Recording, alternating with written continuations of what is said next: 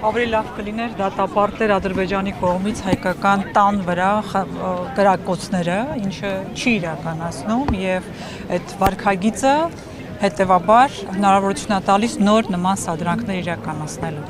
Այս մարդիկ իսկ իրենք վաղուց արդեն դադարել են ներկայացնել հայ ժողովուրդը, ուղղակի տառապում են Ստոկհոլմյան սինդրոմով, երբ որ զոհի կարգավիճակ ունենալով հանդերձ այս պարագայում, մենք խոսում ենք հայոց ցեղասպանության մասին եւ հայ զոհերի մասին, նրանք հարցականներ ունեն, թե ինչու է դա տեղի ունեցել, նրանք հարցեր ունեն եւ նման վարքագծով մարդը եւ խմբակը բնականաբար պիտի նման հայտարարություններ անի։ Դրոշների այրումը, այո, ինքը որպես այդպիսին ցանկալի երևույթ չէ, բայց մենք չենք հասկանում ինչի մասին է խոսքը, մենք գիտենք, չէ, որ տեղի ունեցել ցեղասպանություն, դա արել է մի երկիր պետություն, որը մինչ այսօր չի ճանաչել, չի ընդունում եւ չի դատապարտել։ Եվ դա ակցիա է, որ մարդիկ իրականացնում են որպես բողոք այդ ամենի անարդարության հանդեպ։ Այսինքն կարծում եք Նիկոլ Փաշինյանը պետք է սրան չարձագանքեր եւ ուրիշ, այսինքն ձեռնշած այդ սահմանային լարվածությունների բնականաբար նա պիտի խոսի այնքան էլ երևույթ ընդունելի չեք համարում, բայց կարծում եք իր արձագանքելունը չէ, ես ճիշտ հասկացա։ Այո, որովհետեւ կրկնում եմ, խոսում ենք մի երկրի մասին, ով տարիներ շարունակ չի ընդունել, այսօր էլ չի ընդունում, եւ ինքն էլ Նիկոլ Փաշինյանը իր հերթին սպասարկում է այդ օրակարգը հարցեր տալով։ Հետեւաբար իրենից դա լսելը զարմանալի չէ, այն որ նա դրա փոխարեն պիտի խոսի ադրբեջանական ագրեսիայի մասին եւ Արցախում էթնիկ զտման մասին, որը նաեւ հայոց ցեղասպանություն չճանաչելու հետևանք է։ Դա թողած նա խոսում է ակցիայի մասին, որ իրականացրել են քաղաքացիներ։ Այո, ինքը նորմալ չէ եւ ցավալի է, որ դեռ մեզանում այդ իրավիճակն է, որ մենք ցասումն այդպես ենք արտահայտում, բայց կրկնում դա բողոքի ակցիա եւ մարդիկ արտահայտում են իրենց դիրքորոշումը նաեւ այդ Իսկ մի հարցել է թեմայով։ Իսկ դուք ինչ եք կարծում, ինչու արձագանքեց, ինչու է այսպես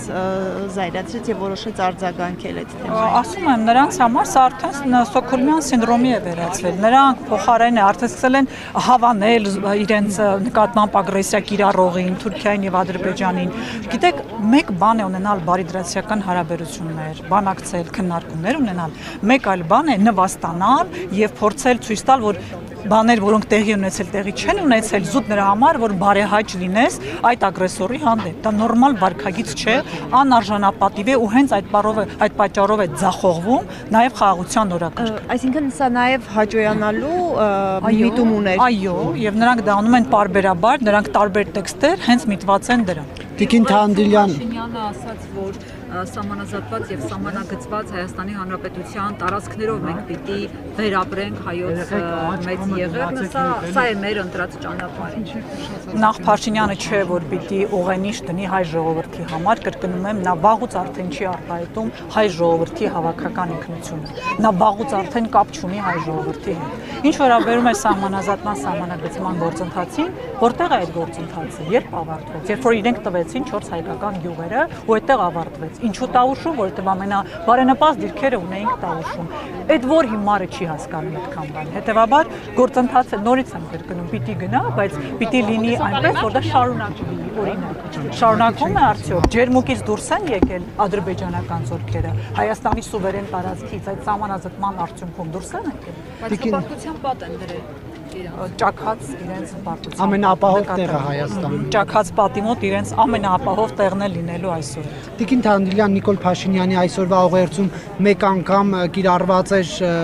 հայոց ցեղասպանություն ձևակերպումը, մեկ անգամ ցեղասպանություն եւ 4 անգամ մեծ եղերն։ Հայ ժողովուրդը օրինակ երբ Ամերիկայի նախագահ պետք է խոսեր, անհամբեր սպասում էր հայոց ցեղասպանություն է կիրառվելու, թե մեծ եղերն։ Հիմա մենք տեսնում ենք, որ Հայաստանի ղեկավարը հայոց ցեղասպանություն ձևակերպումը ապրիլ 24-յան ուղերձում ընդամենը մեկ անգամ է օգտագործում։ Սա ինչպես եք մեկնաբանում։ Իսկ այդ ինչ հայտարարություն է, որ Նիկոլ Փաշինյանը չի ձևախեղել 18 թվականից ի վեր։ 7 տարի է, նրանք ամեն տարի մի բան են ասում, այլ բան են ասում, մի տեքստ են օգտագործում, հետո ճիշտ հակառակը եւ այդ ճակերտավոր նախանձելի անհետեւողական վարքագիծը միայն մեկ բանի մասին է՝ պահել իշխանական աթոռը։ Ինչ տեքստ պետք է կարտաբերեն, որ պայմաններում ինչ պետք է կասեն, կարևորը իշխանական աթոռը պահելն է։ Նրանք զավթել են իշխանությունը Հայաստանում արդեն տարիներ եւ իրենց վարքագծով փորձում են զուտ պահպանել իրենց կենսաբանական գոյությունը իշխանության աթոռի նստած։ Խմբակցության քարտուղար Արթուր Հովհաննիսյանը ընդդիմադիրներին ասաց մոտ չգաք ցեղասպանության թեմային, չփորձեք դիվիդենդներ շահել այս թեմայի հետ կապված, դուք այս սպառնալիքը ոնց եք ընդունում։ Ես նման ստրկամիտ վարքագծով անձանց անգամ չեմ մեկնաբանում, ազատեկից այդ տանջանքից նրանց արտահայտությունները մեկնաբանել։ Տիկին Թադիկյան, մեկ այլ թեմայում եմ ուզում անդրադառնանք, շարունակում է այսպես ասած հայտարարակ դատավարությունը Ռուբեն Վարդանյանի, այդ առումով ինչ նորություն կարող եք ասել, այսինքն կա օրինակ հնարավորություն գոնե պայքարելու այդ դատին ներկա լինելու միջազգային իրավաբաններ կամ մարդիկ, որոնք կարողանան գնել։ Նախ ուզում եմ նաև խոսեմ Դավիթ Բաբայանի վերջի հայտարարության մասին ինչ համատեքստում, որ նա խոսում է, թե ինչպես են խեղաթյուրում իրենց խոսքերը, որովհետև բոլորս հասկանում ենք, որ դա փակ դատավարություն է, ադրբեջանական պետական լրատվամիջոցներն են բացառապես դա լուսաբանում, եթե կարելի այդպես կոչել, եւ վերագրում յուրաքանչյուրին ով ինչ ուզում է։ Եվ հենց դա է նաև Ռուբեն Վարդանյանի պայքարներից մեկը եւ միտված դրան, որ որևէ միջազգային կառույց մասնակցություն ունենա, միջազգային լրատվամիջոց մասնակցություն ունենա, եթե Ադրբեջանը վստահ է, որ ինքը արդար դատավարություն է անում։ Իսկ Ադրբեջանը բնականաբար վստահ չէ եւ յուրաքանչյուր նրանց թողած տեղեկատվություն դատավարության մասին խոսվում է թե բաց դատավարության ընթացքում։ Բոլորս գիտեն, որ դա փակ է եւ ես նաեւ կուզեմ մեր հարգարժան լրատվամիջոցները դիմեն իրենց գործընկեր միջազգային լրատվամիջոցներին ու խնդրեն նրանց մասնակցել այդ ճակերտավոր բաց դատավարությանը, ապացուցելու աշխարհին, որ ստախոս է Ալիևյան ռեժիմը, որ դատավարությունը փակ է եւ որ հայ մարդիկ այնտեղ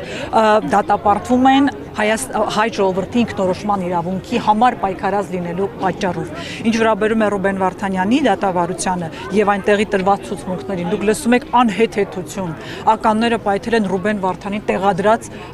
ականներից են պայթել։ Ուզում եմ հասկանալ այդ անուն ազգանուններ գրած այդ ականները ոնց են որոշել ում տեղադրածն է այն դեպքում, երբ Ռուբեն Վարդանյանը երբեք ու որևէ ձևաչափով առնչություն չի ունեցել ռազմական գործողություններին։ Հարգանք բոլոր նրանց, ովքեր ունեցել են առնչություն, բայց Ռուբեն Վարդանյանը առնվազն այն մարդն է, որ անգամ 3 ամիս այդտեղ գործունեություն ծավալելուց զուտ մարդակենտրոն ոլորտներ է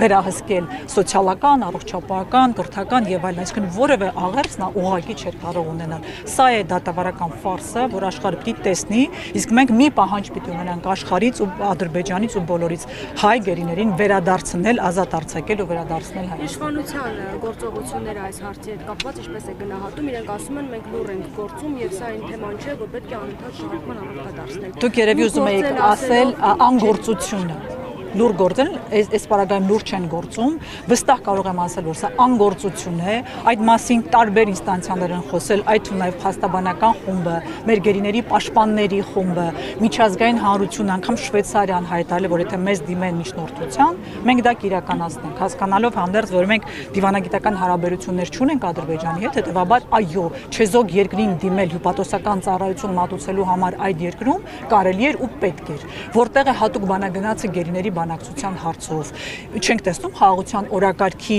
մեջ, որ որևէ կերպ այդ մասին նշում չկա։ Դա այն պարագայում, երբ որ խոսում ենք խաղաղության մասին, նշանակում է փոխադարձ պիտի հայորդիներ եւ եթե Հայաստանում կան ադրբեջանցիներ պահող, իսկ իրենք չկան, ազատ արձակվեն։ Եվ հետեւաբար դա պիտի լիներ պայման սկիզբ խաղաղության բանակցության։ Եթե դա նույնիսկ իրենց օրակարգին մոտ լիներ, ապա այդ մասին կլսեինք, կիմանայինք։ Կրկնում եմ, չեն ուզում հրապարակային 23 ընտանիք կա, որ այս պահին առնվազն 23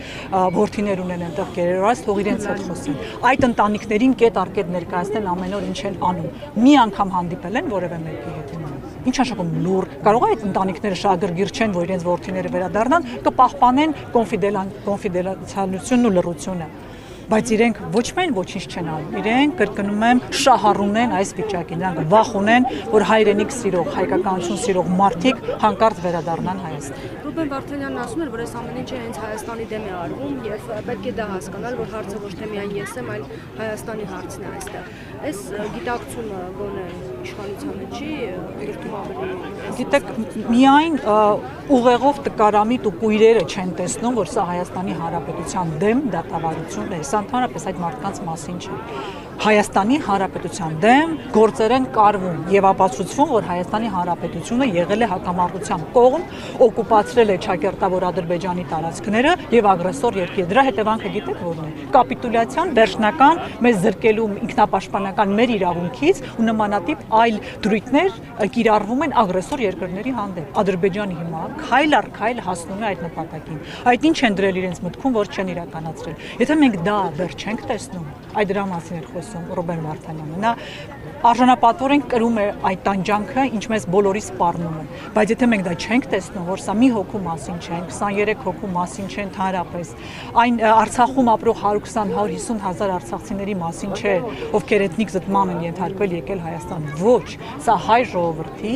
մասնավորապես Հայաստանի Հանրապետության դեմ դատավարությունը եւ վաղը բոլորս մեր սերունդները պատասխան ենք տալու այս դատավարության իրականացման հետևանքով մեր նկատմամբ այլ ինստանցիաներում եւ այլ վարքագծի դրսևորման հետևանքով։ Հետևաբար, եթե մենք չսթափվենք, խելքներս գլուխներս չհավաքենք, մենք ծանր օրեր են մեզ սպասվում հետագայում։ Տիկին Թանդիլյան եւ անդրադառնալով կրկին ցեղասպանության թեմային, երբ կարդում ենք Նիկոլ Փաշինյանի ուղերձները տարբեր տարիներին, ակնհայտ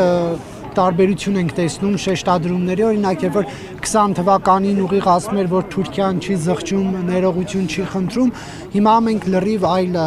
կոնտեքստ ենք տեսնում,